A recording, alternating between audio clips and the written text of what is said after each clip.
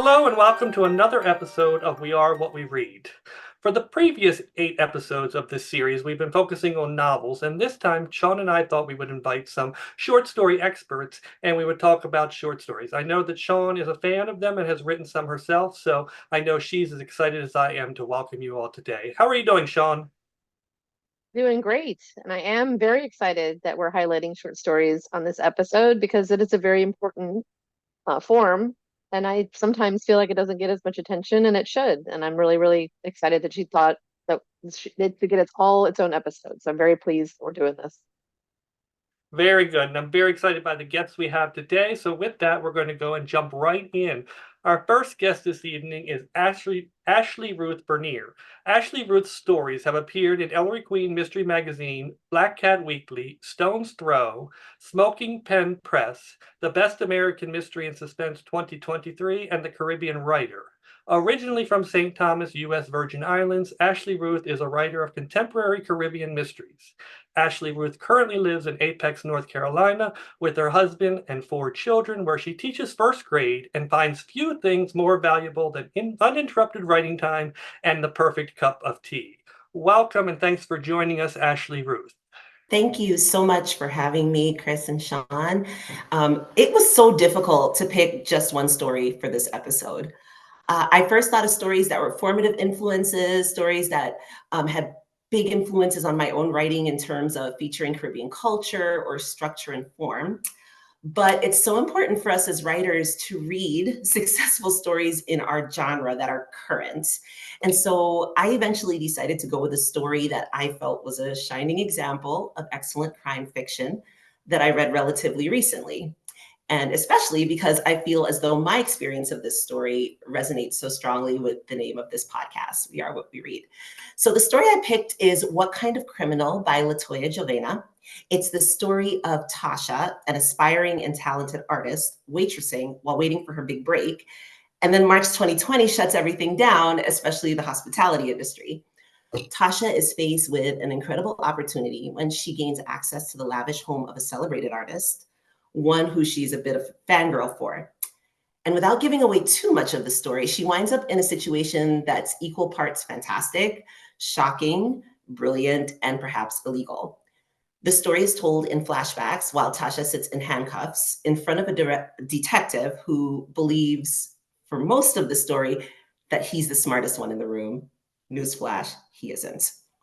So I felt that Miss Jovena crafted the story impeccably, and I think these are the reasons why it resonated with me so strongly.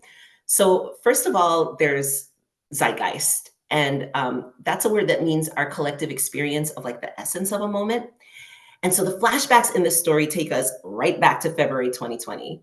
Our main character is a waitress, and we know what's coming, even if she doesn't yet. So Miss Jovena does a fantastic job of capturing this moment in time that we all remember just a little too well, like the initial downplaying, then the eventual shutdown, and then all the uncertainty and desperation that followed. And so adding to that, she added other elements of that momentary pause, the grounded flights, everyone's undivided attention to social media. And all of that played into the telling of a story that had to happen in like this particular setting and time. And as an author, I think that capturing the essence of a particular place and time is tricky enough, but capturing that zeitgeist and making it like an inextricable part of that plot is an art. So another reason why I really enjoyed it was accessibility. This is a story about art crimes that you don't have to be an artist or an art history major or a museum docent to enjoy, and I appreciated that. I read a lot and I love stories about artists and art, but sometimes I find myself kind of like digging back to my college, my college art history course to try to remember elements of real artists and their work. This story allowed readers to be pulled into the world of art appreciation and sales without having to have that pedigree. And so I admire Miss Jovena's ability to make what can feel sometimes like an intimidating subject easy for any reader to step into in the world of this story. So at the heart of the story, there was a main character who felt so much like someone relatable and real. And this is tricky also because so many of us read crime fiction to experience the thrill of something that we might never have to experience in our real lives. So I think that's why it hit me so strongly. The story featured an intelligent Black creative, and on my good days, I, kind of like to think of myself that way. But this story reminded me exactly of what it felt like to be frustrated, uncertain, and desperate. And I think we've all felt this at some point in our lives. So it's because the character is so relatable that her actions in the story feel so natural, and why I rooted for her, even though those actions weren't exactly legal. What would any of us do when the universe dumps a gift into your lap? Maybe we do the same thing.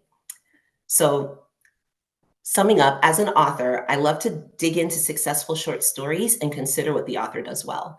The story had a strong plot and structure with a great mystery element, but aside from that, the author's talent was making the moment and the subject matter and the relatable characters so immersive that the story sticks with the reader. And I think that that's what ultimately makes for the kind of story that wins the admiration of readers and other authors. As a Black reader, I love reading stories with Black characters with sharp intelligence and layers and agency, and I loved reading about a character who reminded me in many ways of myself. We all want to see ourselves on the page. But including that character in a moment that felt so universal to so many of us makes this story one that anyone could look at and say, oh, there I am. It was a really great read. I very much enjoyed it. Thank you so much for sharing that with us, because now I can't wait to read it. And the way you've described it so passionately, it has everything. It seems like it has every single thing, and it can mean something for every reader that comes to it. And I think that's real art of writing a short, and all of it compact into a short story. That's perfect. Thank you so much Absolutely. yeah, thanks for being here and sharing, and thanks for being a teacher. Teachers are my favorite Thank you. people in the world. Thank Teachers, you. you have all the praise for teaching. Thank you so much for being here. I have the distinct honor of introducing our next guest. It is Sarah M. Chen. Welcome, Sarah. Sarah is a children's author and an award-winning short story writer based in Los Angeles. Her noir novella, Cleaning Up Finn, was an Anthony finalist and Ippy Award winner. She's a co-editor for several anthologies, including Avenging Angelinos from Sisters in Crime Los Angeles, and her writing has appeared in the Los Angeles Review of Books and Hapa Mag, among others. Welcome to the show, Sarah. Thank you, Shawn and Kristopher, for inviting me. I'm really excited to be here. So it was really hard to figure out what short story I wanted to choose because I just love so many of them, but I found myself realizing that whenever I get stuck or I need inspiration when I'm writing my own short stories, I always go to this story and reread it. And it is, I'll tell you, it's One Bullet, One Vote by Faye Snowden. And it was originally published in Low Down Dirty Vote, Volume 2. And then it was subsequently published, it was included in the Best American Mystery and Suspense Stories, edited by Steph Cha and Alifair Burke. So I'm not the only one that thinks it's an excellent story. And the premise is, it's very simple, yet a very powerful premise. A woman in 1964 Louisiana wants to vote. And the woman, our hero, is Willa Mae Brown.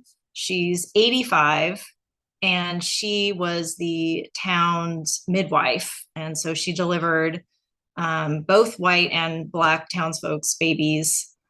She knows kind of a lot of dirt on a lot of the townsfolks. She's highly respected. And so the story opens with her listening to her granddaughter and her grandson-in-law. They're arguing about getting Willa Mae to register to vote. Now, this is before the 1965 Voting Rights Act. And so the grandson-in-law he wants to show the white townsfolks that they can't stop African Americans from voting. And so she would be the first one in the town to vote. And he chooses her because, as he puts it, she can read, she can write, and she's smarter than God. And then she says, well, that's blaspheme.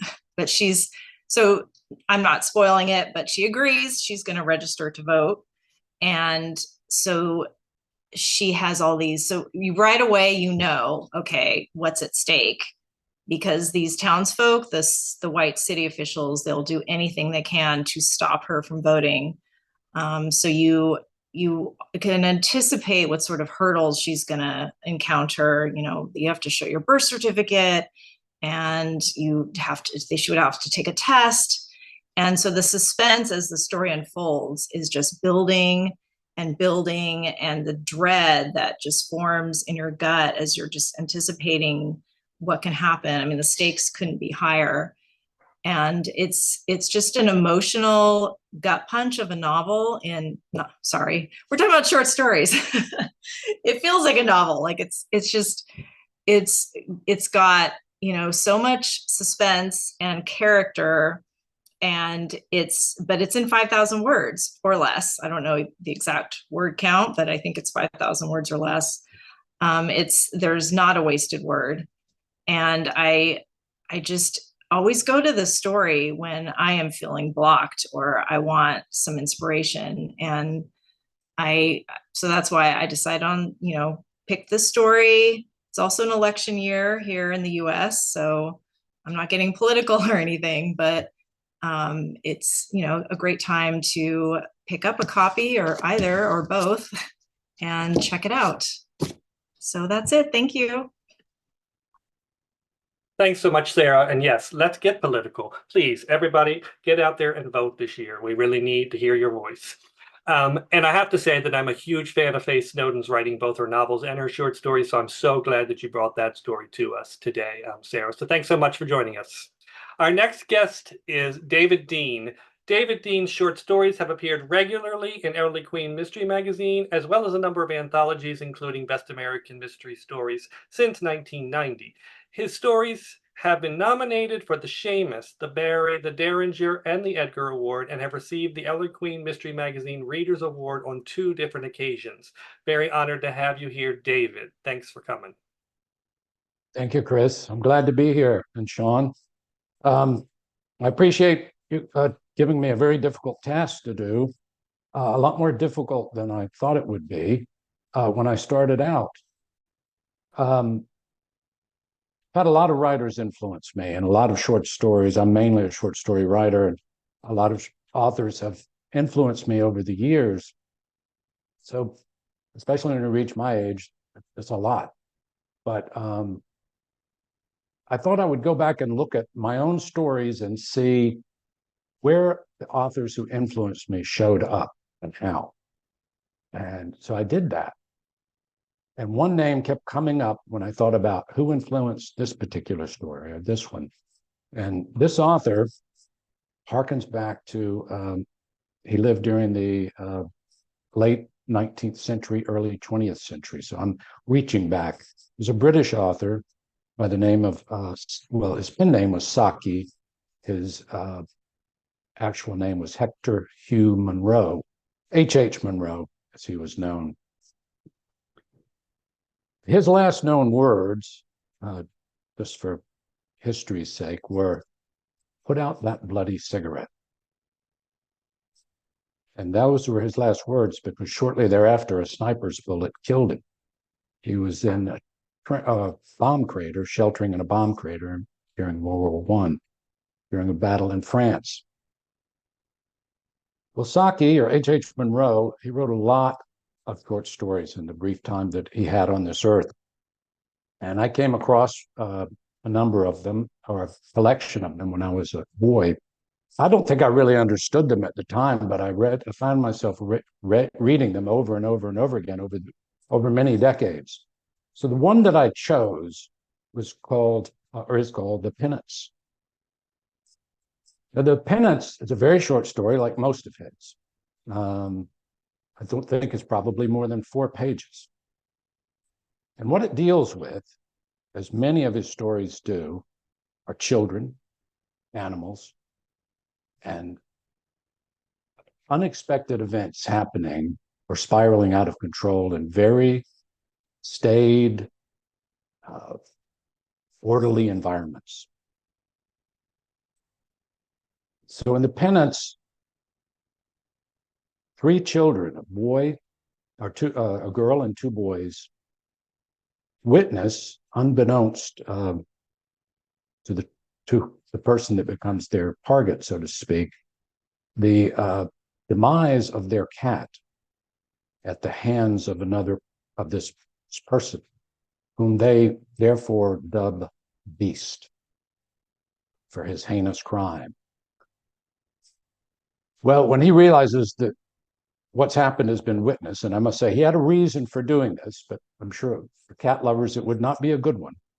And the cat was falsely accused, but he did what he did, and he was caught red-handed. So he wants to make amends. So he sets about offering a number of gifts, treats, etc., to appease these children's implacable desire for revenge, only to find each attempt rebuffed. And this goes on, the stakes going higher and higher. And I won't tell you the end, because like I said, it's a very short story. But in the end, the children get their atonement from him, hence the name The Penance. And he is chastened and changed man as a result. And that, I think, is the strength of the story, and so many of H.H. Munro's stories, is things happening that are unexpected in situations that you would think completely under control. Children figure in a lot, and as in this story, not always as sympathetic protagonists. In fact, in some of his stories, they're antagonists. And animals play a large part. And all of that, however, figured into my own imagination as the years went by, and I find that literally dozens and dozens of my stories are in many ways homages to H.H. Munro. So I would urge anyone, he can be found in libraries at least, and I think elsewhere, but most of I don't see him in the paperback sections too often, but I think there are collections. So he's out there. He's a great writer. If you haven't met him, you should. Thank you so much for that recommendation. That will be a new one for me, but I'm going to dig in and find out more about this. It's fascinating and sounds dark and it's great, but also meaningful. That's what the best thing about short stories is, one theme can come through so clearly, and like Sarah was saying, it can be like, it feels like a novel when they're good. So that's great. Thank you for sharing that. I appreciate it. Barb Goffman is our next guest. Sometimes we save spots for brand new people that no one's ever heard of, but this is not one of those times. Barb Goffman has been a finalist for major short story crime awards 40 times and has won the Agatha 3 times, the McCavity twice. The Anthony, Silver Falchion, Ellery Queen's Mystery Magazine readers 1 each. She's an editor at Black Cat Weekly and a freelance editor, a really good one. I can attest to that. She's also edited or co-edited 12 short story anthologies with 4 more forthcoming. So depending on when this bio was written, if it's maybe a week ago, it's probably more than that. Welcome to the show, Barb. We're glad to see you. Thanks, Chris, and thanks, Shawn. As everyone said, it's wonderful that you're doing a focus on short stories. And I want to particularly thank you guys because I've chosen a short story that is longer than most short stories probably are, but it did win the Edgar Award and the Anthony Award for Best Short Story, so it counts. Even though if you look on Amazon, it says it's 78 pages long. So anybody who's asked me what's my favorite short story in the past 10 years, I've given the same answer. And I'm going to read it because it's a long title.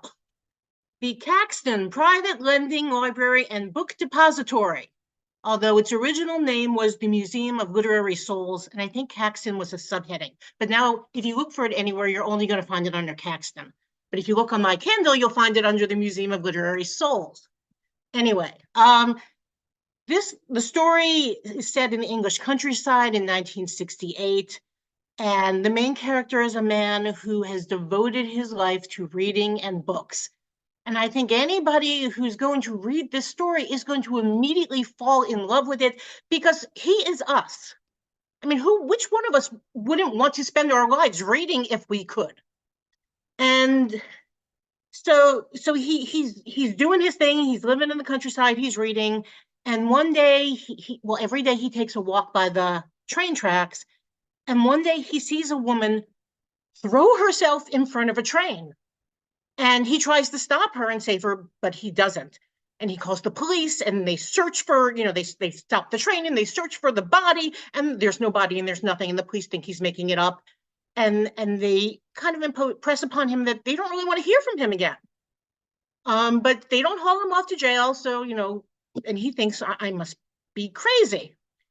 But then he thinks, no, I'm not. I know I saw her. He doesn't know what to make of it. A few months pass and he sees her again, same place. She's running toward the train tracks.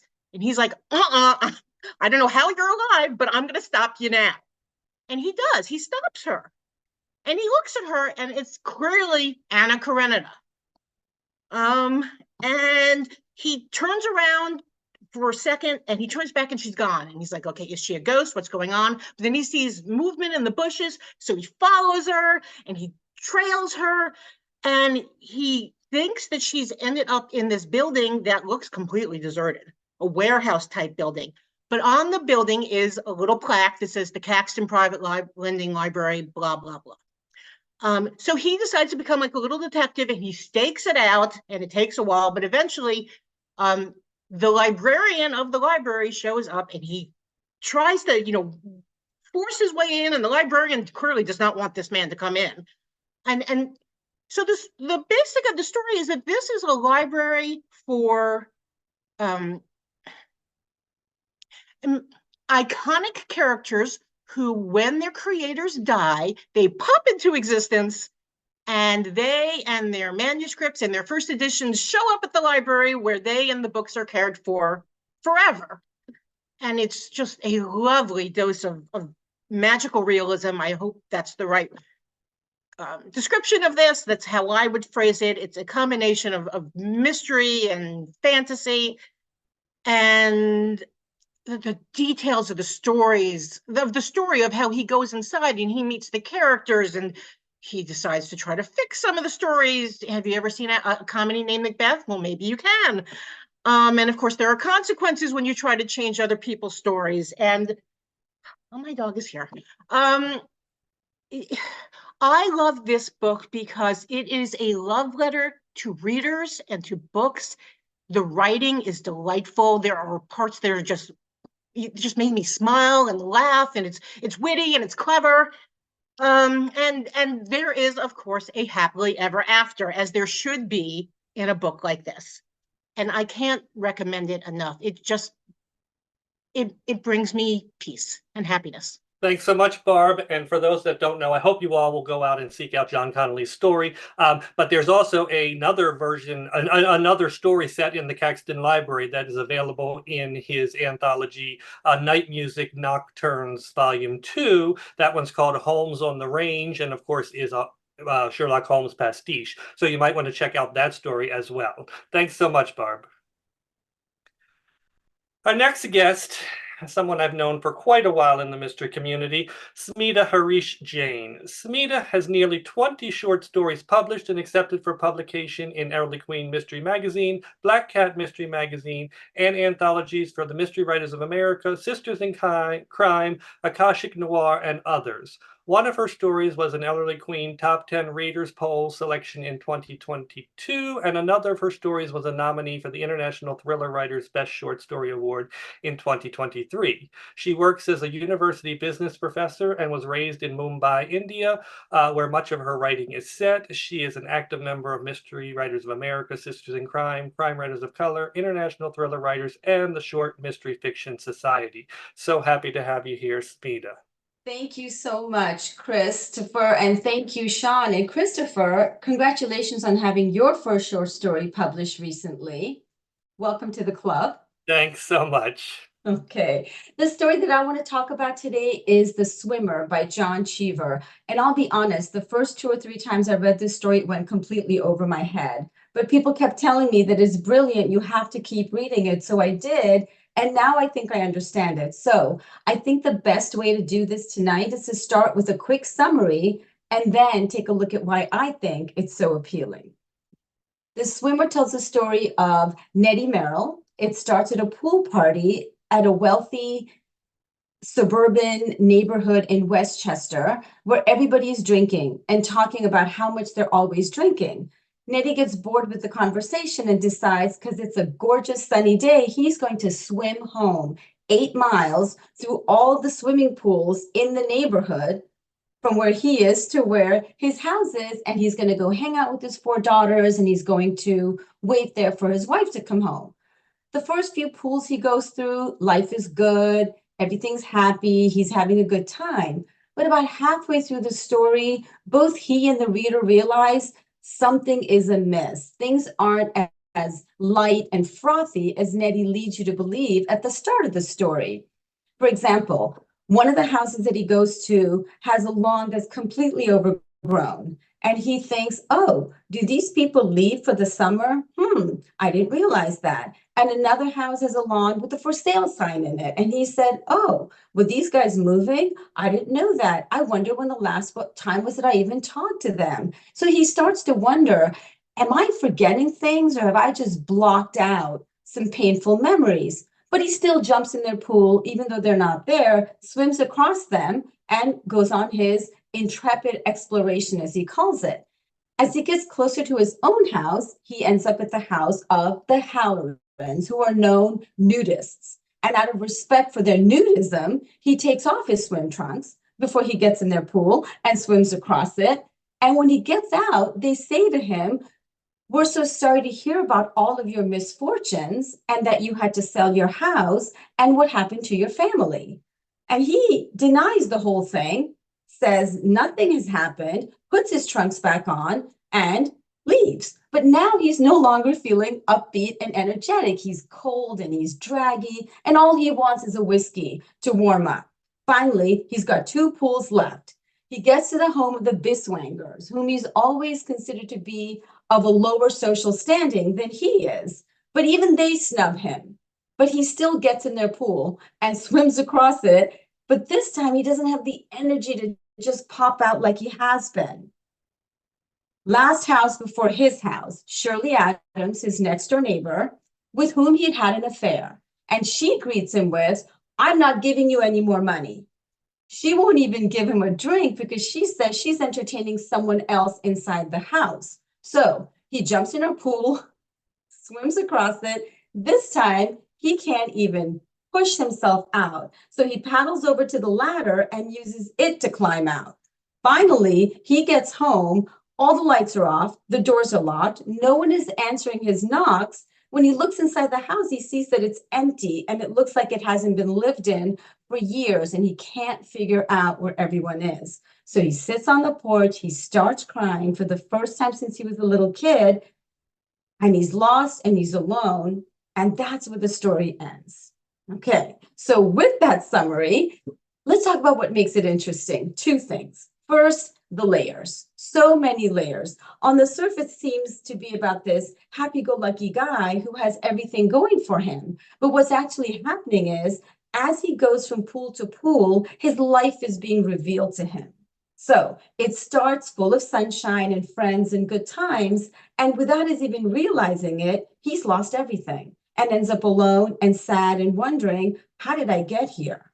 Right? So that part's cool. But what I think is the really cool part about this story is its structure and how Cheever uses structure to convey meaning and story and context and history and character development. It's just a man swimming from point A to point B, from his early life to his current life, from day to night, from sunshine to cold, from summer to winter, from happiness to despair.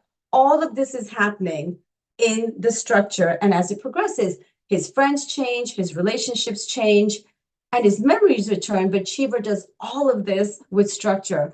Brilliant. Ultimately, finally, this story I think, has everything. It's supernatural, mystery, literary, twist ending, has symbolism, it has themes. All you have to do is Google it, and the original July 10th, 1964 version in the New Yorker will come up. Highly recommended. Thank you. Hey, well, that's the next story I'm reading because I have not read that one either. Good. My mom always had his books on the shelf when I was growing up, and I would just always remember the big C on the cover. So that was just like one of the first authors I was like, oh, that's a grown-up author I should be reading. So, but I have not, I have to get on that one. So thank you so much for that recommendation. That sounds awesome. I can't wait. I'm gonna Good. read that. Definitely let me know what you think of it. I will. I will email you. I'll let you know. Yeah, it's so Perfect. good to see you. It's always good to see you. You too, Um, Shawn. Thank you. Yeah, I love the show. I get to see my friends, from around the world. All right, our next guest, a new friend to me, Keeline. When she is not running a 1907 steam locomotive or lecturing on Shakespeare and history, she is active in the mystery community. Yes, we know this, including organizing 2023's BadgerCon in San Diego, which was awesome. An avid Nancy Drew and series book collector, she has 6 published short stories and is working on novels. Her first short story, The Crossing, in the San Diego anthology Crossing Borders, was a Derringer finalist for Best Short Story. So congrats on that. Hitting it out of the park right off the bat. That's great. Welcome to the show, Kim. Thank you. And I'm honored to be here with such a wealth of good short story writers. I'm such a newbie, and just being asked to be here with such big names really is a thrill. When Kristopher first approached me, I was like, I'm not sure what I would choose. Like a lot of others, it's hard. It's like asking who's your favorite pet. I've got 2 cats. I'm not going to choose between them. It's just, that's not fair. Choosing between all these short stories seemed particularly hard to me because I thought, well, I only started writing, let alone reading short stories a few years ago. And that's when I got introduced to the Short Mystery Fiction Society, and I found out about all these great authors, like the ones here, Barb Goffman particularly. I've read a number of hers, and she's an excellent author, and Art Taylor and a bunch of others. And I thought, well, I didn't read short stories until recently. How am I going to choose? I don't want to choose amongst my friends because I'm meeting these people. And then I realized, wait a minute, I used to read short stories a long time ago. I read Sherlock Holmes, which are mostly short stories. I read Agatha Christie. I read all of those short stories, the Dorothy L. Sayers. I did love short stories once upon a time. I just grew out of them for a while. I stopped reading them. I don't know why. And then I rediscovered the love of them more recently. And I do think that it's a shame that too many people don't rediscover that love because they're so wonderful. So I was thinking, well, what will I choose? And then, well, last week was Edgar Allan Poe's birthday. I don't know if you know that. And it occurred to me his short stories were probably some of the earliest I ever read and had a huge impact on me. They're so amazing. I do lectures on the history of mysteries, and you always have to talk about how Edgar Allan Poe, started detectives, but that's not the story I want to talk about. I don't want to talk about his detectives. I want to talk about A Telltale Heart, which is an amazing story, probably his most famous, for good reason. It has a point of view and a strong voice that's just, I don't think it's spoilers to say we've got a murderer and we learn how crazy the person is. And we slowly learn what's going on here. The person starts media res saying, no, it's the truth. And I'm not insane. And and we're like, okay, what's going on? Why does this person need to prove that they're sane? And then we find out that the more they try to prove that they're insane, the more we find out just how guilty they are and that there's little to no motivation behind it. There's an eye that has bothered this person, this blue vulture eye of this old man. But he says there's no real reason. This person's not done me any wrong. There's not. And you're like, okay, then why is this person being driven to kill? And you don't know. You just have this gothic rising dread. Every word in that story leads to more feelings of anxiety and sensing what this person is telling us about the death watch beetles in the walls and the intricate planning that this person does. Spoiler alert, they do a lot of planning and then they kill him. I don't think it's a spoiler, and such an old story. We don't even know their relationship, really. You don't even know the gender of the point of view character. right? We don't know if this is the old man's daughter or son or a servant or a landlord-tenant relationship or what, really. We just know his eye was too much, and I'm going to sneak up and I'm going to open the door, and if that eye is open, I'm killing him. And then he does. And then he chops him up and he hides the body, and it's a perfect crime. Except it isn't, because there was a scream and the police come and he says, it's all covered up, it's all good, it's all good, it's all good. Then starts hearing the heart underneath the floorboards and confesses. So the guilt of the murder or something, whether or not you think it's supernatural or all internal, lets it go. I like the fact that we don't really have a clear motive, like the other Edgar Allan Poe story that's so wonderful, The Cask of Amontillado, where you are given a little reason why this person's luring someone else to their death, but it doesn't really seem strong enough to cause this. Here, the eye doesn't seem like a good reason to be doing this. So it's this idea of this. It was my first story from the point of view of a murderer, from the point of view of someone who's clearly an unreliable narrator. And it's such a strong voice, you just can't forget it. It's so wonderfully creepy. I've also had the pleasure of seeing, well, most of the Edgar Allan Poe short stories performed by actors in candlelight in an 1850s building. And the impact of that, where there's very little lighting and the person is doing a really good job portraying that point of view, is stunning and scary in a way that it's really changed the way I see that story, just realizing how beautifully perfect those voices are to draw you in and scare you. And the details, these little details in the story, and yet we don't know anything about these people and their background. And yet the details of those moments, how he balances that is just, it's amazing. So if you haven't read it, you are in for a real treat, and you should go read it because it's written beautifully. And that's it. Thank you. Thanks, Kim. It's always great to go back to those classics that we all know. I mean, everybody knows Edgar Allan Poe, but has everybody read all of his stories? So it's great to be reminded to go check them out.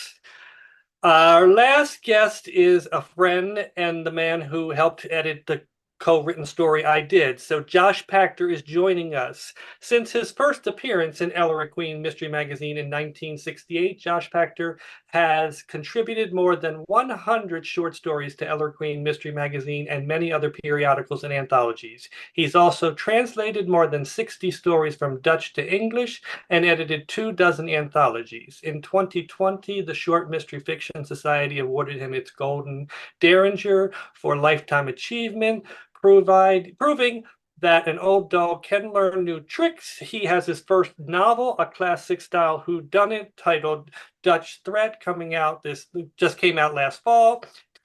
It's currently a finalist for the Left Coast Crime Lefty Award in the Best Debut Mystery Novel category, and his first chapter book for young readers, First Week Free at the Roomy Toilet, is coming from Level Best Books in April.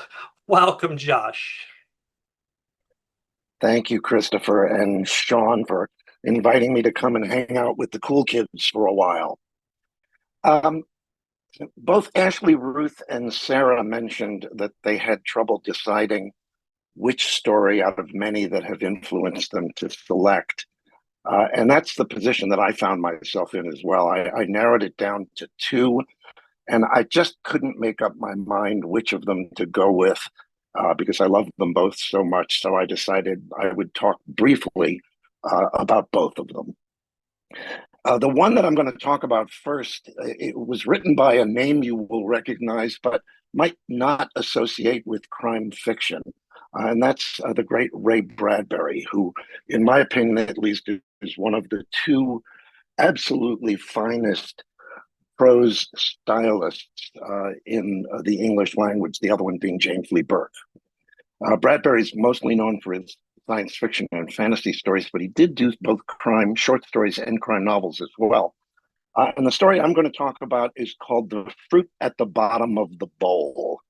It was originally published in Detective Book Magazine in November of 1948.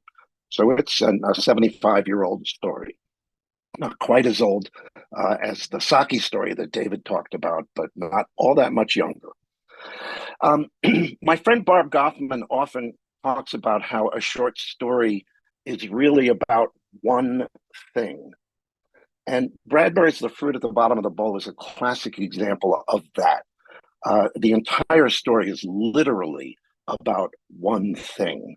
As the story begins, there has just been a murder, and the whole story is about the murderer, William Acton's desire to eliminate from view any possible clues that would identify him as being the person who committed the murder.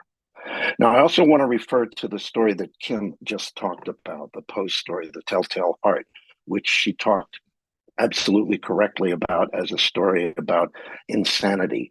And in my opinion, for whatever that's worth, when you get right down to it, at the heart of all crime fiction is madness. To commit a criminal act is an act of madness.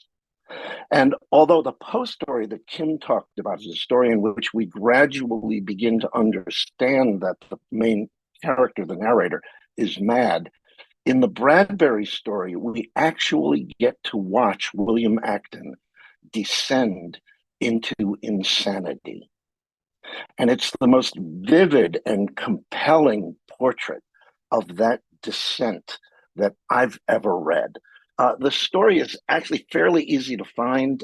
It appeared in several collections of Bradbury's work. The one that I have at home is this one with the cleverly orthographed title, so you can see Ray in white and Bradbury in white and blue. Ray Bradbury Stories. It's 100 of his finest stories, and Bradbury's finest are right up there with anybody's finest. The Fruit at the Bottom of the Bowl is right around the middle of that book. Now, the other story that I will talk about was written by one of the absolutely great short crime fiction writers. If Art Taylor were here to participate in this panel, I'm sure he would have selected a story by the fabulous Stanley Ellen. Stan Ellen wrote for Ellery Queen's Mystery Magazine pretty much exclusively. He also wrote some novels, but his short stories were written for EQMM. He wrote one a year. And each year, people, me included, looked forward to the new Stan Ellen story because we knew it would be one of the finest stories that you would have read that year. Those of you who are familiar with his work probably expect that the story I'm going to talk about is The Specialty of the House, which is certainly Ellen's most famous story, and it's deservedly, I would say, his most famous story. But to me, it's not his best. The one that I'm going to talk about is a much lesser known story called Kindly Dig Your Grave, which originally appeared in EQMM in November 1970 and has been collected in a couple of Ellen collections. The one that's probably the easiest to find is called Kindly Dig Your Grave and Other Stories. I don't have a copy of that with me. My version of the story is electronic. But hopefully something's going to get popped up on the screen at some point so you can get a look. There are two things that I just love about what Ellen does in this story. First of all, the characters. There are three main characters in the story. An older French woman named Madame Lagrue, who owns a Paris art gallery, a younger American drunk artist who's barely scraping by, and the Algerian prostitute who basically adopts O'Toole, takes him under her wing and straightens him out. And these characters are so vivid and so sharply drawn and so real. It's one of the very few stories I've ever read where I feel like I'm not reading a story, I'm reading an account of something that really did happen. And the other thing that I just love about a lot of Ellen's work, and this story, Kindly Dig Your Grave in particular, is the ending. Saki, as David mentioned, was known as a writer of stories that often had twist endings. O. Henry, of course, mostly famous for his twist endings. Ellen also often used the twist ending at the end of a story, but I don't think I've ever seen a twist done better than he did it in Kindly Dig Your Grave. The twist comes absolutely out of left field. It is completely unexpected, but it makes total sense. And in retrospect, when you close the story and put it away, you realize that not only does it make sense, but it was absolutely inevitable. And you kick yourself for not having seen it coming. So those are the two stories that I hope you will all go out and read. Ray Bradbury's The Fruit at the Bottom of the Bowl, and Stanley Ellen's Kindly Dig Your Grave. Again, Chris and Shawn, thanks for the invitation. Thanks so much, Josh. I did read the Ray Bradbury story in college, but I have not read the Ellen story, so I'm definitely going to check that out. So thanks for bringing them to us. This is the part of the show where Shawn and I typically tell you about upcoming releases we're excited about. In a break with tradition, we are still going to do that, but this time we are going to spotlight a short story we each have written for the same upcoming anthology. We're the hosts, we can break the rules. My story is titled Rhaenys Viara, and it will appear in the Mystery Patrons Present Murder Most International, which is coming out this spring. On his trip to Iceland with his much older boyfriend Bertram, Ernst Ziegler is overwhelmed by the beauty of Rhaenys Viara, the island nation's most famous black sand beach. So much so that he feels compelled to take one of the stones as a souvenir, unaware that legend says removing natural elements from sites such as this will result in a curse. Now, after a series of tragic incidents haunt the couple, they have decided they must return to the island, return to Rhaenys Viara, and bring the stone back to its rightful home, thereby breaking the curse and balancing the scales of justice. I hope you'll check it out when that book comes out. Shawn, tell us about your story. Well, I can say that your story is very good because I've read it multiple times. It was very, very good. I love that story. My story will be in the same anthology, and it's called A Gnocchi to Remember. And I am not one of the punny title people usually, but I don't know why it made me laugh really hard, that title. So I was inspired to write this. I don't have a cool like pitch like you have for your story. I was inspired to write it. I read an article in the New York Times about this couple that live in a manor home in the UK, although my story is not set in the UK. And they have lived there for so long, and it's like built up around them, and it's a bed and breakfast, and they're in their 60s, and they really would just like to not have to wait on people all the time, but they don't, they're not extremely wealthy, so they can't hire like a ton of staff, so they're just running around like cleaning toilets and making breakfast, and but it's a beautiful home, and they're really happy to be there, but it's just overwhelming them, and I just thought that was such an interesting. It's like a lot of people would like to live in that life, but then once you're in it, like, oh my God, I can never leave. They said we've never been away with each other longer than 2 days in our whole lives. So anyway, that's my story. I'm almost finished with it. It's very, very, it makes me laugh. Hopefully it'll make some other people laugh. And I'm trying out some humor going forward in my life. So I'm doing more humorous things.